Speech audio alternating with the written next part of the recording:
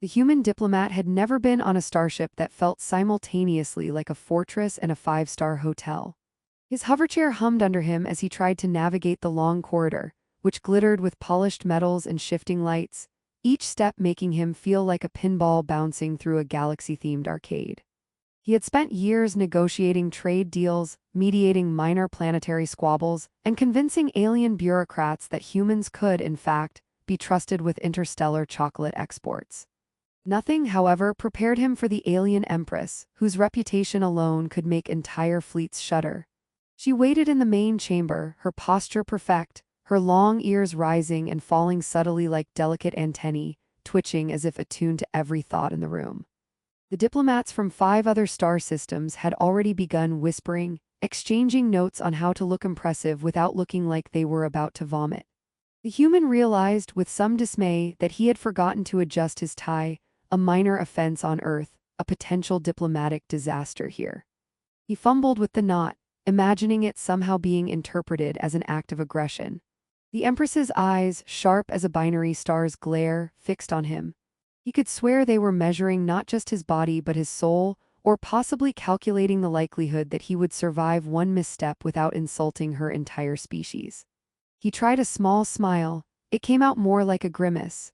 Behind him, a floating tray of refreshments wobbled precariously in anti-gravity. A fruit-labeled glopier slipped off the tray and hovered midair. The Empress didn't blink, but her ears twitched. He considered diving to catch it but decided it would probably look clumsy. The glopier twirled away, spinning like a tiny comet. "Diplomat human," she said, her voice smooth but carrying a weight that suggested an entire planetary system could vanish if she sneezed the wrong way. "You understand the purpose of this council?" "Yes, Your Excellency," he replied, straightening in his chair. "We are here to discuss interstellar trade agreements, peace, and possibly the importation of glopiers." He tried to sound casual. It did not work.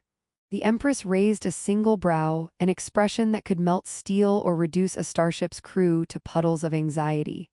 A minor explosion echoed from a side corridor. Turns out, one of the junior officers had been testing a zero-gravity coffee cannon. Coffee droplets orbited elegantly as though performing some caffeinated ballet. The human sneezed, his chair spinning slightly, and the Empress's long ears twitched again. One of the diplomats muttered, "I think he's doomed."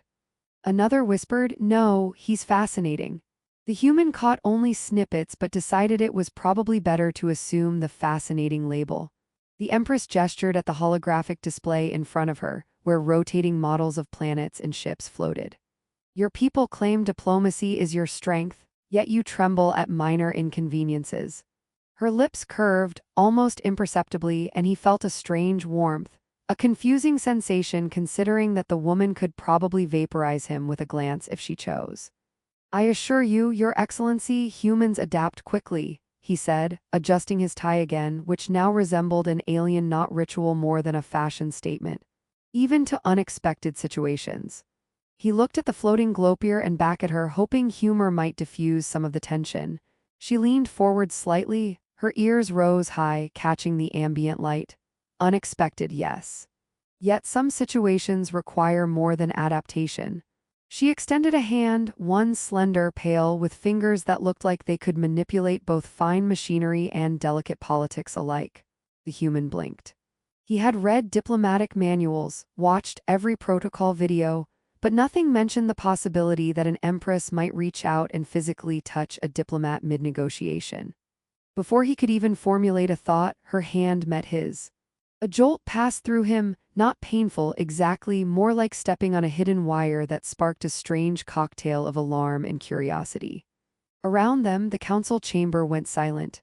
Holograms paused mid-rotation, and somewhere a coffee droplet froze in midair. "Me?" the human stammered, "for me." "Yes," she said, her voice calm, almost amused. Her ears twitched in a way that suggested she was enjoying the confusion she caused. "You are more resilient than I anticipated."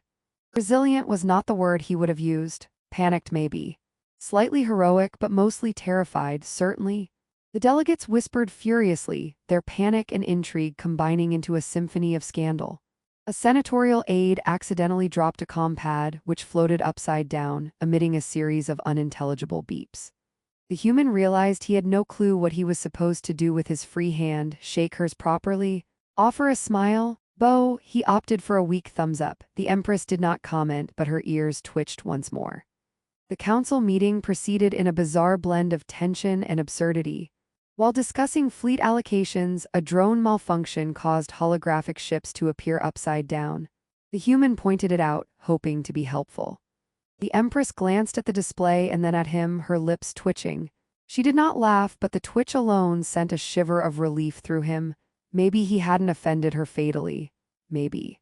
By the time the session ended, rumors were already forming. Across communications channels, aliens of every stripe debated what had just happened. Did the Empress find humans interesting? Was this a sign of interspecies alliance? Or had she simply grown bored of standard diplomacy? Meanwhile, the humans' thoughts were entirely consumed by a single, urgent concern. How the heck do you politely return the hand of a woman who could crush a moon if she so desired? As he was led to a smaller chamber for private debriefing, he noticed that her eyes followed him, calm and calculating, yet somehow less threatening than before. She offered a small smile. "You will need to learn to survive the galaxy, human." "I think I'll manage," he said, although he had no clue how. Not while she looked at him like she could read every thought, every secret, and probably every embarrassing childhood memory he had. Outside, the council members whispered, speculated, and sometimes snorted at the audacity of the scene they had just witnessed. Somewhere, a glopier floated into a ventilation shaft. Somewhere else, a diplomat fainted from excitement. And the human, still gripping the Empress's hand for reasons that were unclear even to him, realized that diplomacy had just gotten a lot more complicated and a lot more fun. The human had barely caught his breath from the council chamber fiasco when he was whisked through a labyrinth of corridors aboard the Empress's flagship, corridors that seemed designed to confuse intruders, guests, and even experienced crew members. He swerved around a corner just in time to avoid colliding with a hovering janitor bot, which squeaked indignantly before zooming off. Somewhere in the distance, a security drone beeped repeatedly, apparently caught in some existential dilemma about the nature of its duties versus the human's mere existence. The human swallowed hard, realizing that in this environment, even hallway etiquette could be fatal. When they arrived at the private strategy chamber, the Empress stood by a table filled with floating star charts and blinking navigation nodes. She gestured for him to sit, but when he approached, he misjudged the anti-gravity settings of his hover chair, causing him to drift gently into the ceiling before spiraling back down like a confused comet. The Empress's ears twitched in a way that suggested she had seen this sort of thing countless times, but had never found it amusing. Yet the subtle curl of her lips betrayed a faint spark of humor. "You humans are inventive," she said, her voice smooth, but carrying an undercurrent that made him feel like she was calculating how likely it was that he would survive the next 10 minutes. "I try," he said, managing to steady himself with a desperate grab for the table. "Inventive, agile, and mostly harmless." "Mostly," she corrected, raising an eyebrow. "It is fortunate that your species is adaptable, or this mission would have ended disastrously already." He tried to imagine what disastrous would look like aboard this ship, and decided it would probably involve spontaneous combustions, hoverchair collisions, and at least one diplomatic incident involving a glopier. As they leaned over the floating maps, plotting hypothetical trade routes and fleet maneuvers, the Empress made a casual comment about the human tendency to overestimate risk. He tried to respond, but his words tangled in his mind like hyperactive nanobots. Instead, he offered a tentative suggestion about recalibrating the fuel vectors for a minor supply convoy. She hummed not unkindly and tapped a node on the map with a long finger. The holographic ship adjusted its course, spinning slightly as if dancing to her touch. "Impressive," she said. "Though I suspect your nervousness contributed more to your suggestion than skill." "I hope skill can catch up," he said, trying to sound confident. "You will need more than hope," she replied, tilting her head. Her ears rose slightly higher, catching the ambient light in a way that made him briefly panic, convinced she was about to perform some alien telepathy trick. "You will need instinct, awareness, and perhaps a sense of humor. Otherwise, you will be remembered and not fondly." He swallowed and decided humor was his best defense. "I have a sense of humor," he said. "It mostly fails, but it's present." Her lips twitched, the tiniest hint of a smile. He almost choked on relief, which would have been embarrassing in front of someone who could likely detect every internal organ function from a glance. They worked in this manner for hours, interrupted by minor crises aboard the ship. A minor hull breach in a maintenance corridor that caused floating toolkits to drift in artistic arcs, a squad of trainee drones chasing each other through the corridors while yelling beeps, and a holographic map glitch that caused a distant moon to appear directly inside the flagship. Each incident, while potentially catastrophic, was somehow rendered absurd by the presence of the human, whose attempts to intervene involved exaggerated gestures, flailing arms, and a series of oops, sorry mutterings that made the Empress's ears twitch in unexpected amusement. In quieter moments, they spoke more candidly. The human asked about her long ears not out of rudeness but from genuine curiosity. Do they detect danger? He asked, half expecting a complicated alien explanation involving quantum sensors. They do, she said, though mostly they detect when someone is speaking nonsense. Yours are moderately amusing. He laughed, partly from relief, partly from disbelief that she was, in fact, making a joke at his expense. The joke was small, but it had the effect of lowering the tension just enough for him to breathe without imagining immediate doom. Over the next few days, the human discovered that working with the Empress was like navigating a cosmic obstacle course with occasional comedy breaks. He learned to dodge floating objects, interpret subtle ear twitches, and respond to her verbal riddles with either wit or, at the very least, plausible enthusiasm. He also began noticing the way her focus shifted, not just to the maps and data, but to him. She would pause mid-discussion, ears angled sharply, eyes tracking his movements, and for a brief second she seemed more curious than commanding. The galaxy, meanwhile, had not forgotten the image of them holding hands. Across star systems, gossip spread like a hypernova. Some speculated that the Empress had finally lost her mind. Others suggested it was a clever political maneuver to confuse rivals. Most agreed it was scandalous, delightful, or both. He received messages from human colleagues urging him to be careful, to maintain decorum, or at least to avoid public fainting. He also received cryptic communiques from alien dignitaries, some offering friendship, others subtly threatening his life or his ego. Despite the external chaos, an odd companionship developed between the human and the Empress. In moments when the starship's engines hummed quietly and the holographic stars spun lazily overhead, they shared small, private jokes. Who could keep a drone from panicking the longest? Which trade proposal sounded more ridiculous than feasible? And which human habit would confuse alien diplomats the most? Each exchange chipped away at centuries of fear and protocol, leaving behind a fragile, mutual amusement that neither expected. The turning point came when a minor emergency forced them to work in close quarters. A containment breach in the ship's biolab released a cloud of harmless but highly allergenic spores. The humans sneezed repeatedly, chair bouncing erratically, while the Empress calmly recalibrated the air filtration systems, occasionally flicking her fingers at him in a mock attempt to guide him into compliance. She did not scold him, but her ears twitched with a rhythm that suggested she was secretly entertained. "I must admit," she said finally, voice smooth but carrying a hint of something warmer, "you survive more chaos than I anticipated." "It is remarkable."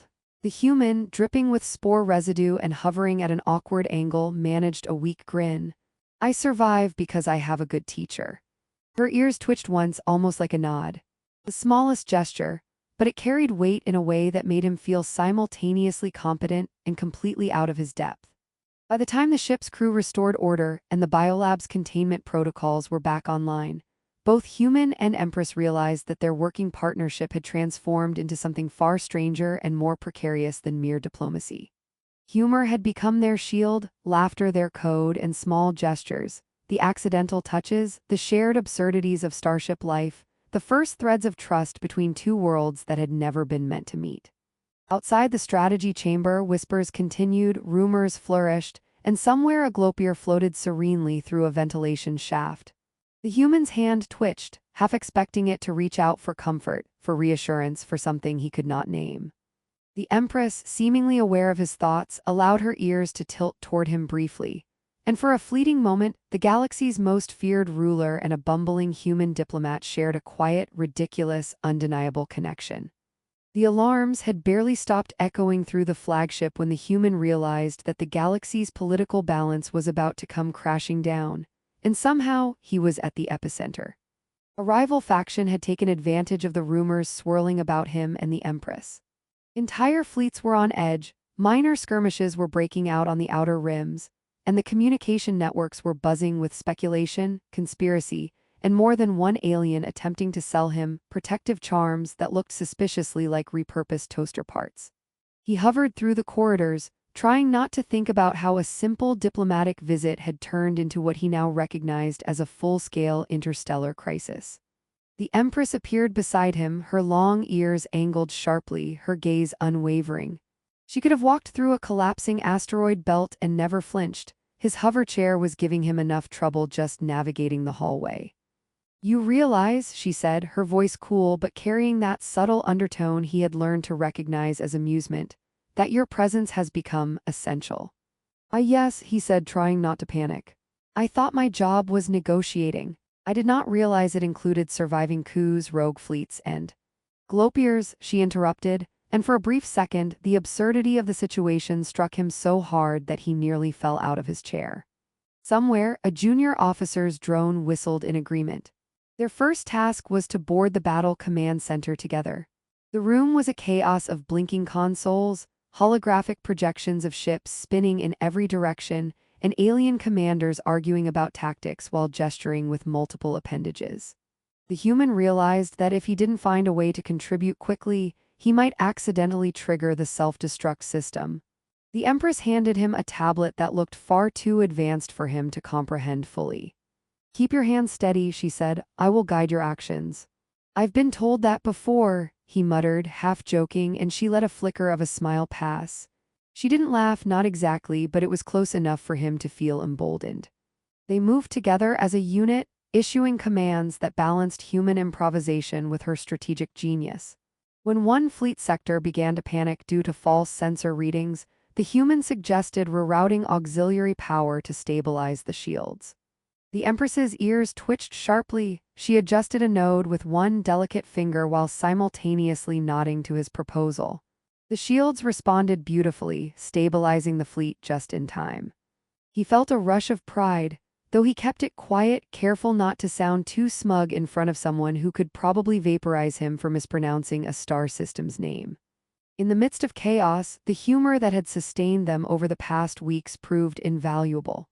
One of the Empress's holographic drones, designed to track enemy movements, somehow began projecting a series of dancing alien cats across the main screen. The human couldn't resist pointing out, "Well, at least morale is up somewhere." She let the tiniest twitch of amusement cross her face, a silent acknowledgement that laughter, even amid crises, was not entirely forbidden. When the coup reached its peak, with a rival warship launching an attack just outside the flagship's shields, the Empress and the human had to act simultaneously. She piloted a section of the defense grid manually while he recalibrated navigation thrusters, his hands moving faster than he imagined possible, guided by a mixture of intuition, terror, and a surprising surge of confidence. One wrong calculation, one misstep, and they would be scattered across a nearby nebula like cosmic confetti. The battle ended almost anticlimactically. A clever combination of tactical redirection, minor sabotage, and a well-timed joke about the rival commander's taste in helmet decor caused the opposing fleet to misfire, retreat, and leave the day in their hands. The Empress's eyes met his, and for the first time the human saw something more than calculation in them: trust. Not blind trust, certainly, but a fragile, earned understanding. After the battle, the galaxy seemed to pause. Communications channels cleared, rumors subsided. The Empress summoned him to the observation deck where stars streaked by as if celebrating the improbable victory.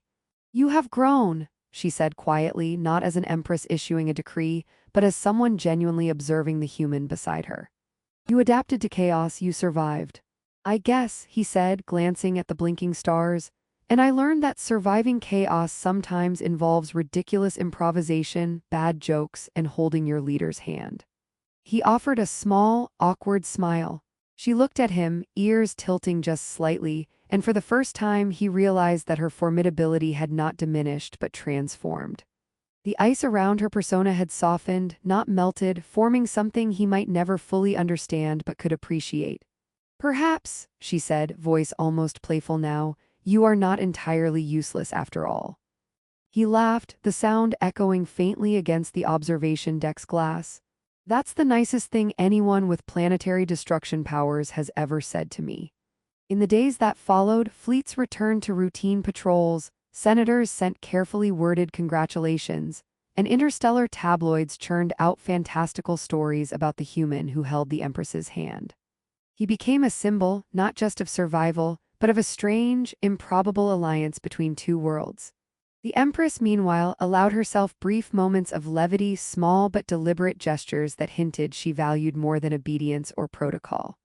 A nod, a flicker of amusement at an ill-timed joke, a deliberate tilt of her ears when he proved clever or brave. By the time the human returned to the neutral sector for a debriefing, he understood that he had changed. Where once he had relied solely on caution and careful diplomacy, he now knew he could act decisively, improvise creatively, and find humor even in the galaxy's deadliest crises. He had discovered resilience in himself, forged not by manuals or theory, but by the impossible demands of survival.